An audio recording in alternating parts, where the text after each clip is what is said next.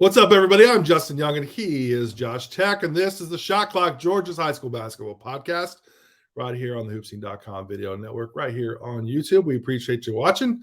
We appreciate you coming by. Make sure you hit that like button down below and hit that subscribe so you know when all the videos are coming through. Josh, good morning. What's up, buddy? Oh, not too much, man. Just battling through this bizarre southern weather we're getting. We were just talking about it off air. One day it's 28, or, this morning it's 28 degrees. Now it's up to almost 60 degrees. It's raining. It's throwing my body for a loop. I don't know how to react. My body doesn't know how to react. It's wild. I just cannot wait for some clarity, some actual spring to get here, because winter in the south is not like winter in the north where it's just cold all the time, so you know how to prepare. It's cold for an hour here, and then it gets hot, and then it starts raining, and then it just throws you for a loop. So my body's just thrown completely for, out of whack right now. It is a weather twilight zone, that's for sure. Well, when that happens, I do know that means the postseason is right around the corner, like when the weather's like really crappy. And the one good thing about being in basketball, it's an indoor sport. So no matter what it's like outside, you get to be inside and watching basketball all the time. So that's the one thing I've always enjoyed. I don't know about you, but I was watching that game last night with Kansas City and Joe Burrow in Cincinnati, and it looks so miserably cold. I'm like, man, thank God in basketball we just get to sit in the gym.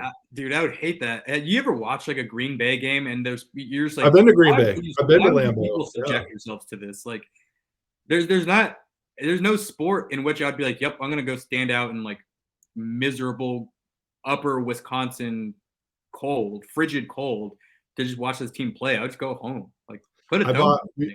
I went up there with a friend of mine. This is, I don't know, when was this? This might have been like 8 years ago or so. And I'm a big Cowboys fan because I grew up in Dallas. Yeah. And the Cowboys were playing in Green Bay. It was in December. And so I was like, man, I bought all this gear. I spent probably literally $800 like on winter gear, knowing that I'd be staying outside. We went, it rained the whole time. And it was the warmest day ever for a December game in Lambeau. So I had all this amazing gear that just got soaking wet. So either way, whether it's cold or whether it's raining, it sucked nonetheless. But again, basketball, it's great. The only thing you worry about is if the air conditioner is too cold or if there's just too much humidity in the gym. That's a real issue, because during AAU summers, we're going off on a tangent, but during AAU summers, that's the coldest anyone could ever be. Talk to people at Peach Jam, talk to some of the people that have come to some of our stuff. Those are the most frigid places on the planet. Antarctica, nope. The North Pole, nope. It's AAU basketball gyms. Those are the most frigid places on the planet. I concur. I think a Peach Jam, and then there's gyms in Las Vegas that literally, like, it can be 100 degrees outside and you've got a thick layered coat on, down feathered coat coming off your nose inside. Yeah, for sure. So, well, I don't know if it was hot or cold or wet or dry over the weekend at the Milton Longhorn Steakhouse Classic. I don't know what it was, but what it looks like, there was a lot of good action. We're going to talk about that finally. We're finally getting to the point right here on the Shot Clock. Yeah. That's what we're going to go through today. And really, when you look at the notes for the show, the things that we're going to talk about, well, we're going to talk about some unsigned seniors, number one. I thought there was some guys there that you really like that I think deserve a little bit of shine to kind of get into that. Let's go through this real quick. Grayson, of course, is doing their thing. We're going to talk about them. We're going to talk about North Meck, one of the best teams out of North Carolina, really in the whole East Coast, really the South, or however you want to say it. A regional team, a really great regional team. No question about it. Great coaching. And then, of course, a matchup that you really liked with two guys that are Division I players that really gave you a lot to talk about. So we'll get into all of that and here on this week's show on the Shot Clock. And, man, we're excited because, like you said, this is really the last like one-day type of showcase event there is before we get into the postseason. So it's like the last opportunity to kind of test your will against somebody else that's like a state playoff type of team. And to me, these are those really important events that really kind of jumpstart you for what's going to be, happening down the road. Really quickly, this specific event, I was talking to a national person, back in it was at one of the national events, whether it's City Palms or Chick-fil-A, I can't remember. They were like, oh yeah, that was when I watched that event. And that's when I first was like, oh, Isaiah Collier's separated himself as a potential number one candidate, right? So that kind of jump-started the narrative that followed in the spring. He became the number one player. And that's also the event where they first saw the national people, first saw Brandon Rexsteiner, because he really exploded against Buford last year. And, I think there was a lot of hype driven from that. And you kind of see how his spring and summer played out. He ended up going high major. Yeah. So this event kind of has kind of developed a reputation for kind of being like a sleeper for Southern events. I love it. I know I used to go to that all the time. Milton was kind of like one of my home gyms. When I lived there in Atlanta, it was easy for me to get there. So Yeah. I get it, man. And again, like we've talked about this before on the show, where the region tournaments, which tip off here in a couple of weeks, is really, or is it next week? Is it next week? No, 2 weeks. If 2 we're weeks. being perfectly honest, my concept of time is horrible. So Fair. I don't know. Fair. It's in 2 weeks because I know It's always Valentine's week. Yeah. It's in a couple weeks. Yeah. It's always Valentine's week. And to me, like that, again, I've said it before, it's my favorite week in the state of Georgia in this classic season. You get so much good action. And so this really kind of sets the table. So let's get into it. We've talked about Grayson before. They're a contender, no doubt about it. And this event, I feel like you're getting a sense of what that strength is for them. And how much does that balance really kind of push them forward as a team that's going to be a real problem for teams in the postseason? Well, it's definitely it's going to be provide a handful for their opponents because you don't really know who the guy is going to be on a given night. In this one, it was Jakar Harris and C.J. Highland combined for 32 points. But the strength in this game for the Rams was their front court. Amir Taylor had one of his better games that I've seen out of him this season. He had 18 points, and he was kind of really just a dominant force on the glass and around the basket. And they played a really tough Osborne team. The thing with that Osborne team is they're never going to be out of a game, right? They're going to be there's going to be in games. They're going to be like that kind of won't die kind of team. So Grayson really kind of got a test out of them, and I thought their balance really kind of propelled them, and their front court really propelled them and gave them that edge at the end of the day. And Amir Taylor was kind of the star for me in this one. It's funny now, like with the game of basketball, if you get really good production from your big, it's just such added value, particularly at the high school level too, right? Like it's such a huge difference. So to have that balance, but also to be a team that, man, your guards can kill you or can hurt you or hurt the opponent rather, or your bigs can hurt you. Like that type of balance is really hard to prepare for now in the postseason. Yeah, I think I've seen Grayson have 5-6 different guys go, be their leading scorer. I think I've written about, Jakari Harris was the guy this time. Oh, CJ Highland was the guy. Anthony Alston, Chad Moody, Amir Taylor. You just go down the roster. You're like, well, they got a lot of weapons that can hurt you. They might be in that regard, they might be the deepest team in the state. Yeah, and we've seen how important depth is when you get into these playoffs. Playoffs are really interesting. Like the region tournament's like bang, bang, bang, bang. And then the state tournament, you go – like you can almost go a week between games, and all of a sudden you've got to go every other day. It's the design of the tournament's really kind of wacky. But I do think when you've got that kind of depth, it certainly helps you when you're in those quick turnaround type of matchups. So let's pivot a little bit. We want to give a little shine to some unsigned seniors. This is a time of year where, at the collegiate level, guys are really refiguring their rosters. Division II schools are offering high school guys. I think Division I schools are trying to maybe tie up some loose ends. There are a couple of players in this setting that you really like. Let's kind of run through those. Who are the players that are unsigned seniors that really stood out to you from this event? Yeah, this was awesome because this was really a great day for unsigned seniors. A lot of them had big time performances, and the day started off with Cedric Taylor kind of going for 20 for Drew Charter. He led them to a really convincing win. He had 17 in the first half. 4 3-pointers made. He's a guy that's getting recruited by some D2s, and he told me that Alabama State was reaching out. And I think he's a guy that D1 should circle back on because he's a D1 caliber talent. He's a 6'6" wing. He's athletic. He can shoot the ball. He makes a lot of winning plays. Last year for Drew Charter in their championship game in A Public, he was the guy that kind of led the ship in that one, and they had a bunch of stars around him. But he had 12 points, came up with really big timely rebounds, came up with really big timely points in that championship game. So he's the winning box for me. And in this one, he did a little bit of everything. He had 7 rebounds for Drew Charter on Saturday. He had 20 points on like I said, he shot the ball well. Finished above the rim with some athleticism. He got a handful of steals, so he does a little bit of everything. And I think he's a guy that D1s should really take a hard look at. One thing too, and to your points, well taken on those Division I schools. I think we've got so many good Division II schools in the Southeast as well that are better than a lot of these low end Division I schools as well. They really are. They really are. School that's recruiting you, like the Peach Belt Conference or any of these schools that are in the South that are in the Division II level, man, strongly consider them. A lot of times, those schools and their campuses and their situations may be better than some of those D1 situations too. So look at some of these. Look at how this has gone. Like some of these teams that are transitioning from D2 to D1. You look at a Queens; they're having a really good season.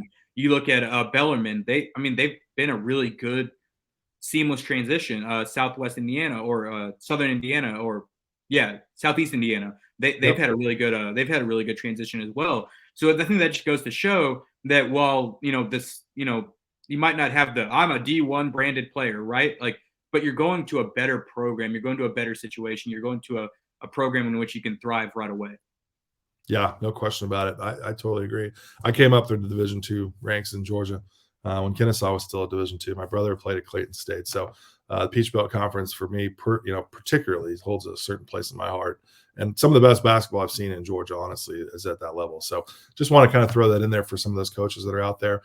Kings Ridge has had an unbelievable season down there in Class A. They got an unsigned senior that you think deserves a little deeper look into the microscope as well, don't you? Yeah, Micah Hoover. He was a guy for them. He had 20 points just like Cedric Taylor, and he was the difference maker for them against. They played Goose Creek, South Carolina.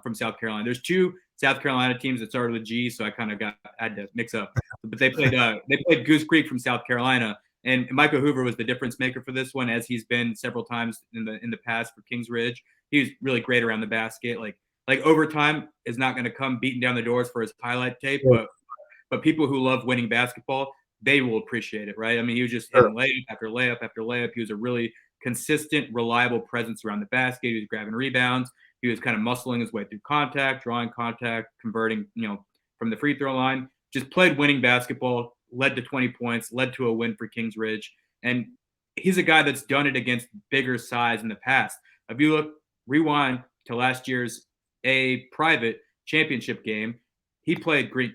Kings Ridge played Green Forest, and Micah Hoover, in the front court against those two Green Forest, bigs, he was the star of that front court matchup. So he's a guy at 6'5" who does it with, slightly undersized, but he does it against size. He does it against athleticism. He's a guy who really can help a college program win. I think when I look back on my career, some of the best players that I've ever seen that were unsigned seniors that really found themselves a home in college were from those private schools in Georgia, and they used those postseason runs to kind of jumpstart that opportunity. So big opportunity, no doubt about it, for Micah Hoover and Kings Ridge as we move forward. Osborne, a team that can get points, a team that is not afraid to go out there and compete. And you saw some good things from Keyshawn McPherson.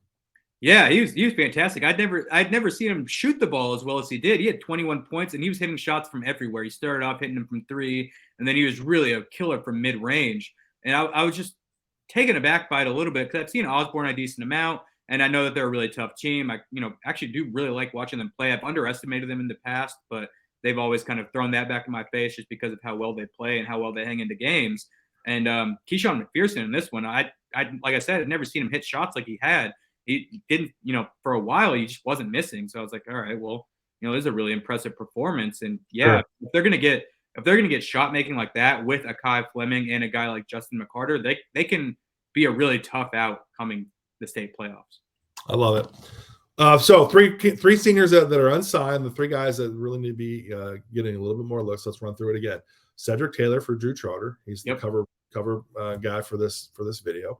Micah Hoover at Kings Ridge and Keyshawn McPherson at Osborne. And again, as we go through more postseason stuff, I think that we'll do this. Make sure you follow Josh on Twitter. What's your Twitter handle, Josh? _Josh Tech _JOSHTEC. I love it. Make sure you also follow Hoopscene GA on Twitter, our Georgia account. For unsigned seniors, they're going to be playing really well here in the postseason. Every year we see guys that do that. We're going to have you covered as well on Hoopscene Georgia. And while you're at it, make sure you subscribe to Hoopscene TV right here on YouTube and click that little bell. So every time we upload a new video, you know when it's coming up, because the travel season, as we've talked about before, is coming right around the corner. Before you know it, we're going to be back at Swanee Sports Academy for the Hoopscene Tip-Off, one of our favorite events of the year. And, man, we'll be back in that action before you know it. So the legendary Swanee Sports Academy. The legendary. I love that. The legendary Swanee Sports Academy. You're not wrong. Speaking of legendary, two of the best teams that we've seen in the Southeast, North Meck out of the Charlotte area, taking on Milton, which I think was one of the best games of this Longhorn Classic, Steakhouse Classic as well. Yeah, early in the day, we, us on the media section kind of saw Josh Dixon. He was walking around limping. He didn't look like he was going to play. He had an ice pack on his calf.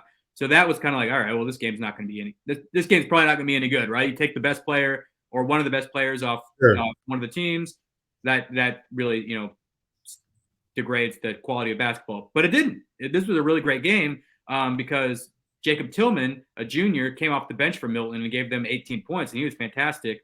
But North Meck ended up winning this game, and it was, mostly because of Trey Maxwell. He shot the ball really well from three early on, and that kind of opened up his scoring. He finished with like 18 points or 22 points. And then you have a guy like Isaiah Evans, right? Really highly touted player in the 2024 class. He didn't have his best game. He didn't have one of those games where he's going for 40, right? But he still went for like 12 points or, maybe 15 points or something like that. And he was hitting shots. Typical Isaiah Evans kind of game. You're going to get a baseline with him, right? He's going to be a double-figure scorer at the minimum, and he's going to hit shots. And then a guy like Christian Foy, he gave them that presence around the basket, that kind of Amir Taylor kind of presence around the basket, that kind of Mike Hoover presence around the basket where he wasn't doing anything flashy. He was just pulling boards. He was just, finishing layups, just really giving them a strong presence at the rim. And, those three combined to really give North Meck the edge in a close game on the road. Well, that's what you want. That's what you want. A huge win for North Meck to come all the way down to Atlanta, get a win against the host team at the Longhorn Steakhouse Classic. So, phenomenal stuff. Any idea how long Josh Dixon's out? It didn't seem like it was that big of a deal.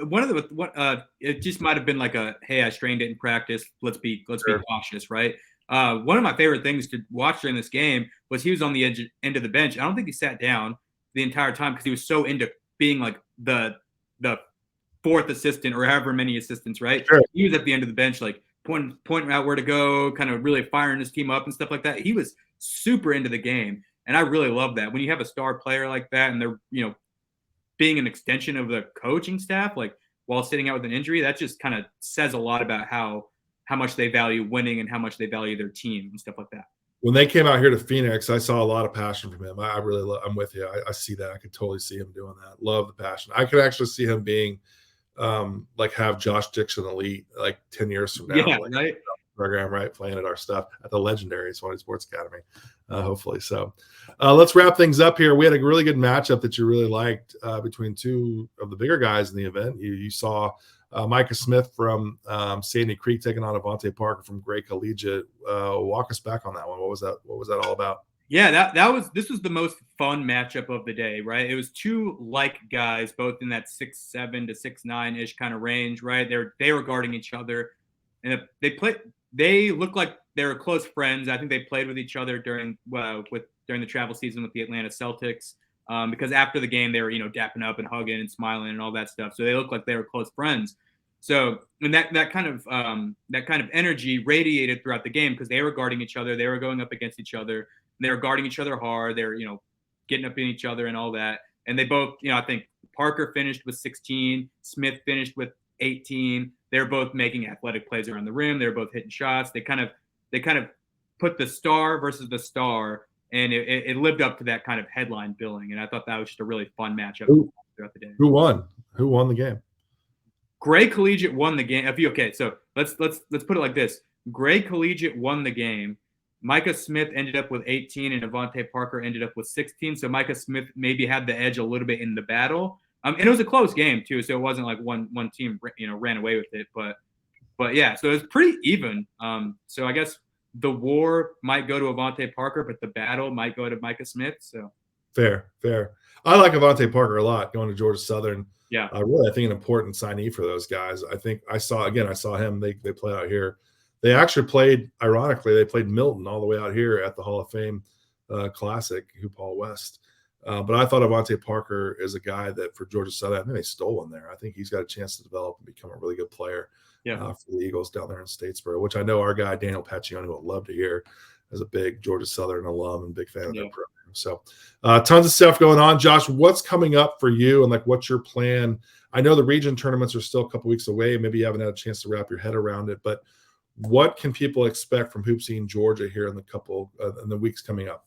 Yeah, I think my main focus right now is, now that we've got all these big events out of the way, is kind of sifting through everything and kind of figuring out, all right, who do I like in these playoffs, right? Sure. That's gonna be a lot of my focus throughout the week, is kind of playoff preview kind of stuff, or region playoff preview kind of stuff, state playoff preview kind of stuff, kind of end of season, starting to think about end of season things like, all right, who do I really think is the best player, Mr. Georgia basketball, things like that. So I'm kind of shifting from, in-event game coverage to more predictive stuff. and a lot of my predictions are probably wrong.